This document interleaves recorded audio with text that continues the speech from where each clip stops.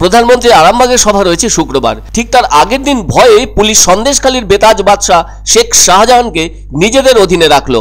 আর এ ব্যাপারে এনআইএ তদন্ত দাবি করলেন হুগলির বিজেপি সাংসদ লকেট চট্টোপাধ্যায়। তিনি বৃহস্পতিবার লোকসভা নির্বাচন উপলক্ষে বুড়ার শান্তিতে বিজেপির দলীয় কার্যালয়ে সিঙ্গুর ব্লকের মণ্ডল সভাপতিদের নিয়ে রুদ্ধদ্বার বৈঠক করেন। আর ওই বৈঠক শেষ করে সাংবাদিকদের সামনে লকেট চট্টোপাধ্যায় বলেন, তিনি যদি সংবিধানের প্রতিনিধি না হতেন তাহলে শেখ শাহজাহানকে মহিলাদের হাতে তুলে দেওয়ার কথা বলতেন। সেখানে পুলিশ তাকে তুলে নিয়ে গিয়ে সুরক্ষা দেওয়ার ব্যবস্থা করেছে বলেও চড়া সুর তুললেন লকেট। সকলেই জানেন ওই সন্দেশখালী 1 মাসেরও বেশি সময় ধরে উত্তপ্ত হয়ে আছে। সকলেই দেখছেন একযোগে গ্রামের মহিলারা রাস্তায় বেরিয়ে আন্দোলনের ডাক দিয়েছেন। মুখ খুলেছেন ওই এলাকার মহিলা থেকে শুরু করে তৃণমূলের একাধিক নেতাকর্মীরাও। বর্তমানে শেখ শাহজাহানকে কাঠগড়ায় দাঁড় করিয়েছেন মহিলারা বলে দাবি লকেটের। মহিলারা শাহজাহানের বিরুদ্ধে যে আন্দোলন করেছেন তা টানা 55 দিন ধরে। লকেট চ্যাটার্জি আরো বলেন, আদালতে যাওয়ার সময় শাহজাহানকে দেখে মনে হচ্ছিল যেন ওনাকে নেমন্তন্ন করে আনা হচ্ছিল। দুটো আঙুল তুলে জয়ী দেখাচ্ছিলেন। কিসের জয়ী? শাহজাহান মহিলাদের যাবতীয় সংগ্রামকে ধুলোয় লুটিয়ে দিয়ে কি উইনার হয়েছেন? প্রশ্ন তোলেন লকেট। লকেট এ ব্যাপারে কঠিনভাবে বলেন, পুলিশের উচিত ছিল অন্যান্য লুটেরা বদমাশদের মতো করে তাকে আদালতে আনা। অন্যদিকে সাংবাদিক প্রকাশ সিনহার বাড়িতে পুলিশি তল্লাশি নিয়ে ধিক্কার জানালেন লকেট চট্টোপাধ্যায়।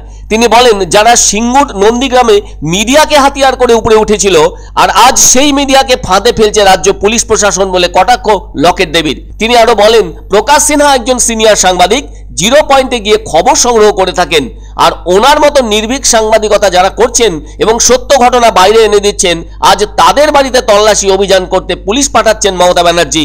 এর ফল ওনাকে ভুগতে হবে বলে জানান লকেট দেবী। এদিন আবার হুগলির আরামবাগে কালীপুর স্পোর্টস কমপ্লেক্সের মাঠে জনসভা রয়েছে প্রধানমন্ত্রীর। তবে ওই জনসভার আগে সরকারি অনুষ্ঠানে অংশগ্রহণ করবেন প্রধানমন্ত্রী নরেন্দ্র মোদী, যা কিনা দলীয় সূত্রে জানা গিয়েছে। সেজন্য নিরাপত্তার দিকটি আঁটোসাঁটো করা হয়েছে। মহড়া দিল হেলিকপ্টার। বারবার মেটাল ডিটেক্টর দিয়ে সভাস্থলের চারদিক তল্লাশি চালানো হচ্ছে।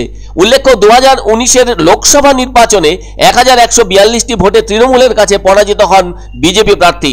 পাশাপাশি গত বিধানসভা নির্বাচনে এই জেলার 18টি আসনের মধ্যে মাত্র 4টি বিধানসভা আসন জয়লাভ করেছে বিজেপি। স্বাভাবিকভাবেই এই জেলার মধ্যে আরামবাগ মহকুমাতে অনেকটা বেশি শক্তিশালী বিজেপি। আর তাই এই কেন্দ্রকে পাখির চোখ করে প্রচারে ঝাঁপাতে চলেছে বিজেপি।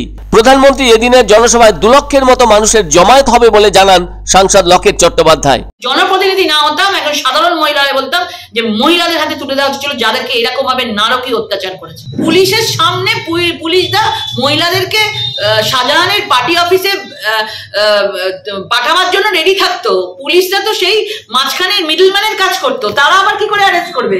তাদের মেরুদণ্ড আছে? তারা তো মুখ্যমন্ত্রীর ক্যাডার হয়ে কাজ করছে, শেখ শাহজাহানের চাকর বাকর হয়ে কাজ করেছে।